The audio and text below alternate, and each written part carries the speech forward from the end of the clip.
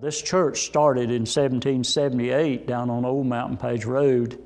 The first church was a log church, and it burned sometime in those years.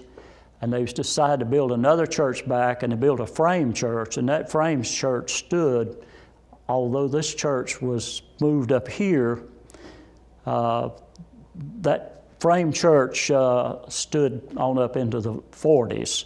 Lightning had hit the side of it and burned part of it, and the pews that are still in the old church, the old rock church down there, are the same pews that were in the original church that started there in the 1700s. From what my understanding is, about 1800, that there was a dispute in the church over the preaching of predestination. Predestination is more in the Presbyterian line of thinking, while Baptists are, they don't agree with predestination too much. But they had a disagreement, and the church split up, and they came up here and built a frame church that sits right out here beside the cemetery. And I remember that church. My grandfather and my grandmother were the last two people in 1938 that their funeral was held in the old church. The old church was propped up with poles, and it was about to fall down. The people didn't have any money in that time in 1936 when this church was built, this original building here. But they had people that could work, and we had several stone masons in the church. So they decided to build a rock church.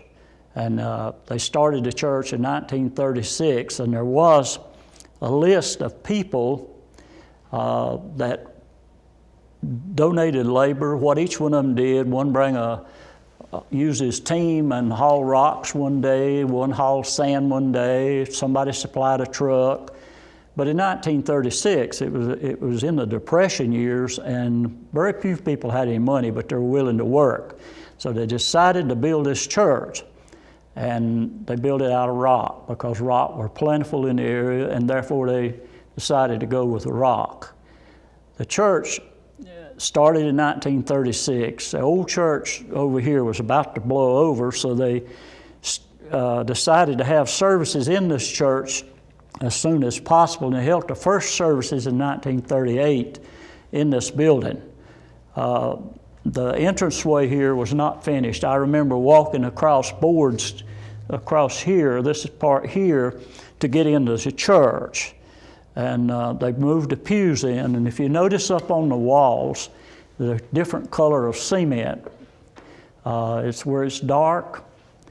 They finished that up till the Second World War started, and all the people, most of the men that were able to work went in service. And they didn't finish. We began services in here. This church has two walls, really. There's an outside wall, and the inside wall, and then there's trash rocks in between. So the wall is really about that thick, about 18, 24 inches thick. And they finished it after the Second World War. Sometime in 45, 46, they finished it. If you could look around, all around the walls, you see where the dark cement is. That's where they stopped. Then they had services in the church up until after the Second World War. When it ended, they came back and finished the walls inside. Mr. Luther Revis was one of the people that laid part of the rocks in this church, and he died quarrying rock to finish a church in the 40s.